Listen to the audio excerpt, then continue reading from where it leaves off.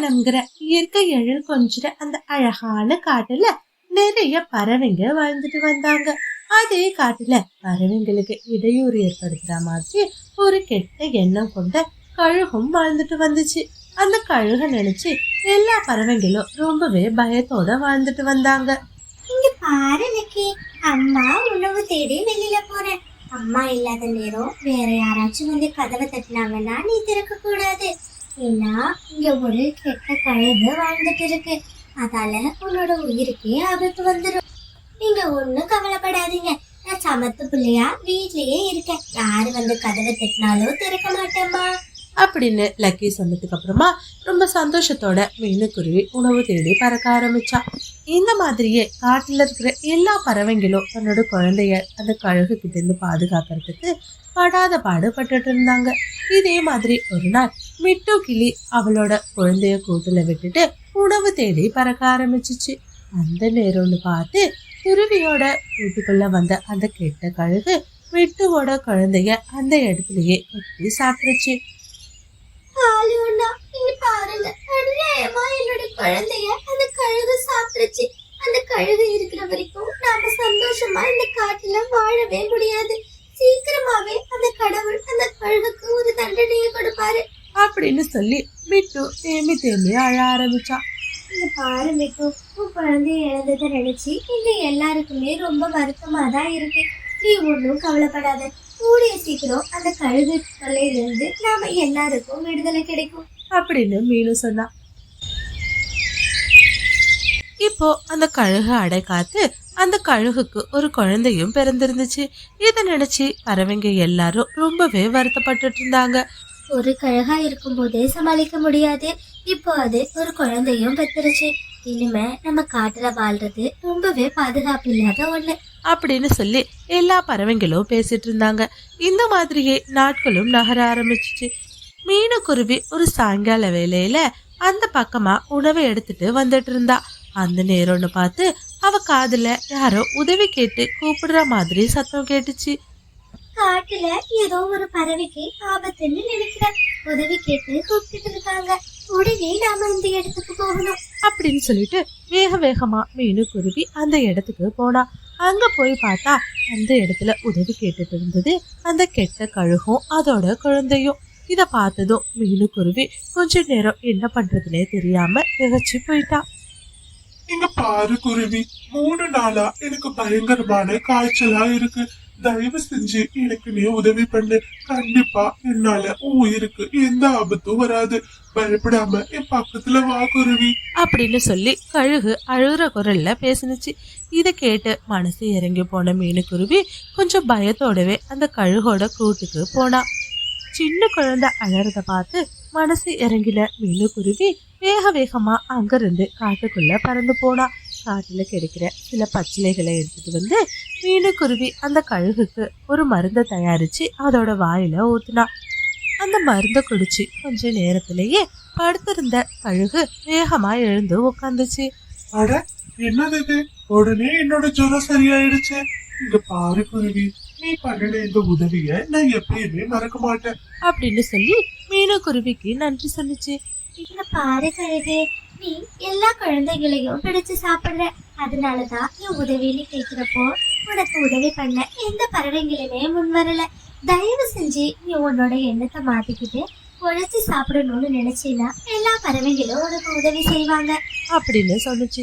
இதை கேட்ட கழுகமும் மனசு மாறி அன்னையிலிருந்து தனக்கு தேவையான உணவை தானே தேடி சாப்பிட்டுட்டு இருந்துச்சு.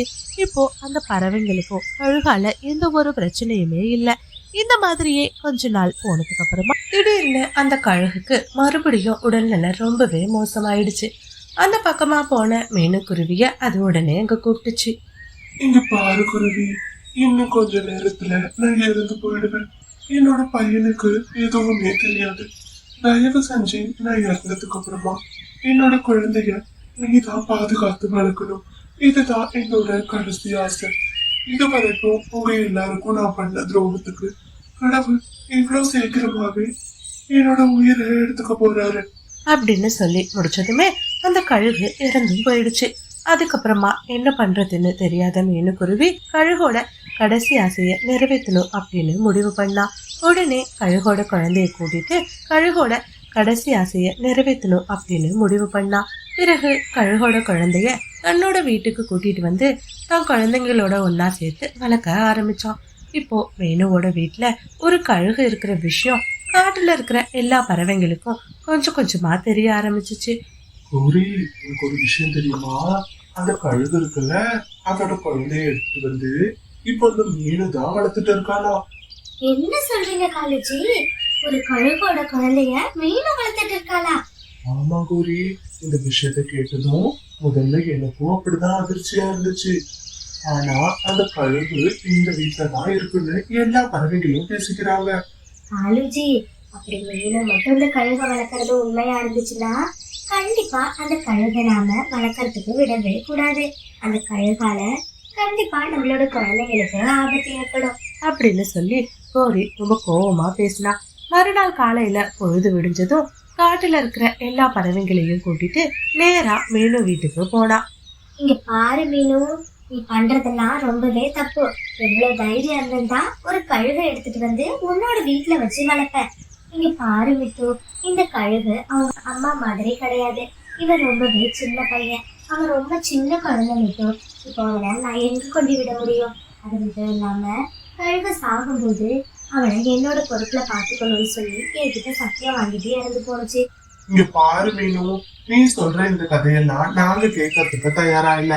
நீ இந்த குழந்தைய வளர்க்கறது ரொம்பவே ஆபத்து. தயவு செஞ்சு அந்த கழுகை கொண்டு அந்த மரத்து மேலேயே விட்டுரு. இங்க பாரு கோரி, நீ நினைக்கிற மாதிரி இவன் மோசமான கழுகு கிடையாது.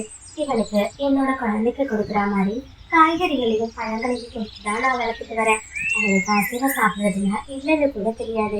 ஏன் அதோட சுவை என்னன்னு கூட தெரியாது. தயவு செஞ்சு இந்த குழந்தை இருக்கிறதுக்கு இவ்வளவு எதிர்ப்பண்ணி காட்டாத. முட்டாள்தனமா பேசாத. இப்ப வேணும்னா அவனுக்கு காய்கறிகளையும் பழங்களையும் கொடுத்து அதிலே சாப்பிட பழகிருக்கலாம். ஆனா கண்டிப்பா என்னைக்காச்சும் ஒரு நாள் அவன் ஒரு கழுகுங்கிறத உனக்கு நிரூபிப்பான். அன்னைக்கு அசைவம் சாப்பிடணுங்கிற ஆசையில ஒண்ணு கூட அவன் பிடிச்சு சாப்பிடுவான். இங்க பாருங்க, தயவு செஞ்சு என் நிலைமைக்கு கொஞ்சம் புரிஞ்சுக்கோங்க. கண்டிப்பா இவனால உங்களோட குழந்தைங்களுக்கு எந்த ஒரு ஆபத்துமே வராது. அவனை போய் இப்ப எங்கேயாச்சும் விடுன்னு சொன்னா பாவம், அவனை நான் எங்க கொண்டு விடுறது? நீங்க செய்யறதெல்லாம் ரொம்ப தப்பு. இங்க பாரு மீனோ, தப்பு எது சரி எதுன்னு எல்லாம் எங்ககிட்ட பேசிட்டு இருக்காங்க.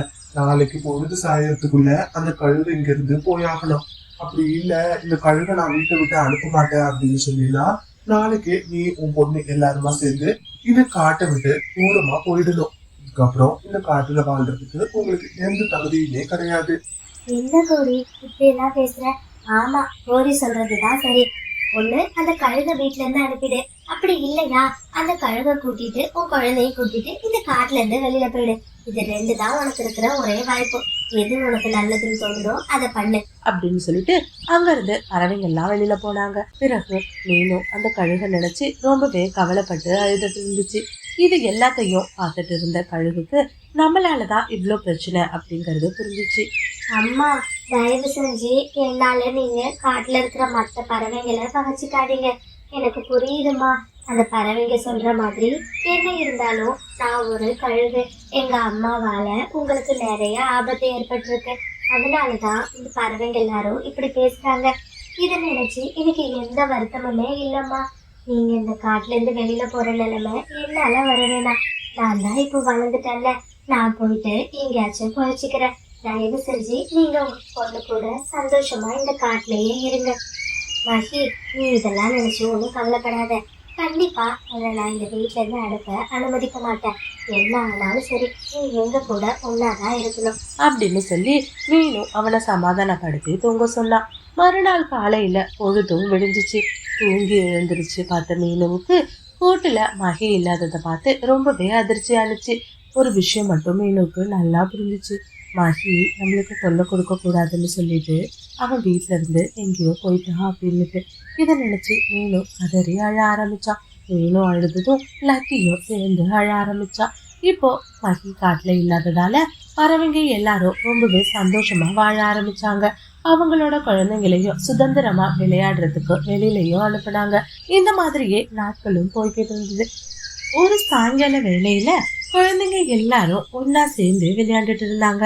இந்த மாதிரி ரொம்ப சுவாரஸ்யமா விளையாண்டுட்டு இருக்கும்போது திடீர்னு குழந்தைங்க எல்லாம் வேடன் வெடிச்சிருந்த வலையில சிக்கிட்டாங்க. உடனே பதறி போன குழந்தைங்க இப்படி பேச ஆரம்பிச்சாங்க. ஐயோ, இப்படி நாம இந்த வேடன் விழிச்ச வலையில மாட்டிக்கிட்டோமே.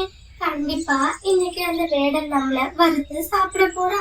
நீ தயவு செஞ்சு இப்படி எல்லாம் யோசிக்காத. எனக்கு ரொம்பவே பயமா இருக்கு.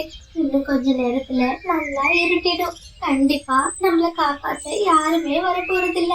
இந்த மாதிரி பறவைங்க எல்லாரும் உதவி கேட்டு கத்த ஆரம்பிச்சாங்க. காட்டுல இப்போ மெல்ல மெல்ல இருட்டவும் ஆரம்பிச்சிச்சு. குழந்தைங்களை காணாததால தாய் பறவைங்க எல்லாருமா சேர்ந்து குழந்தைங்களை தேடி பறக்க ஆரம்பிச்சாங்க. குழந்தைங்களுக்கோ வலையில மாட்டிட்டு எப்படி தப்பிக்கிறதுனே தெரியாம கதறி அழுதுட்டு இருந்தாங்க. குழந்தைங்களோட சத்தம் கேட்டு மலையோட உச்சியில இருந்த கழுகு வேக வேகமா அந்த இடத்துக்கு வந்துச்சு.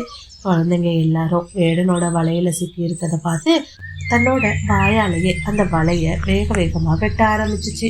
குழந்தைங்க எல்லாரையும் வலையிலேருந்து அந்த கழுகு காப்பாத்திடுச்சு. அந்த நேரம்னு பார்த்து அங்க வந்த பறவைங்க எல்லாரும் தன் குழந்தைங்க இங்க இருக்கிறத பார்த்து ரொம்பவே சந்தோஷப்பட்டாங்க. குழந்தைங்களா, உங்களுக்கு என்ன ஆச்சு? எனக்கு தெரியும், அப்பவே இந்த கழுகால உங்களுக்கு என்னைக்கா இருந்தாலும் ஆபத்து வருங்க அப்படின்னு சொல்லி அந்த கழுகை ரொம்ப மோசமா திட்ட ஆரம்பிச்சாங்க. ஐயோ அம்மா, தயவு செஞ்சு நீங்க மகிய திட்டாதீங்கம்மா.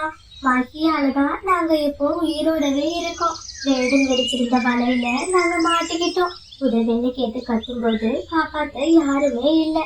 எங்களோட குரலை கேட்டு மகிதா வேக வேகமா வந்து அந்த வலைய வெட்டி எங்களை காப்பாத்தினா அப்படின்னு சொல்லி நடந்த எல்லா விஷயத்தையும் குழந்தைங்க சொன்னாங்க. இதை கேட்ட தாய் பறவைக்கு எல்லாரும் மகிக்கு ரொம்பவே நன்றி சொன்னாங்க.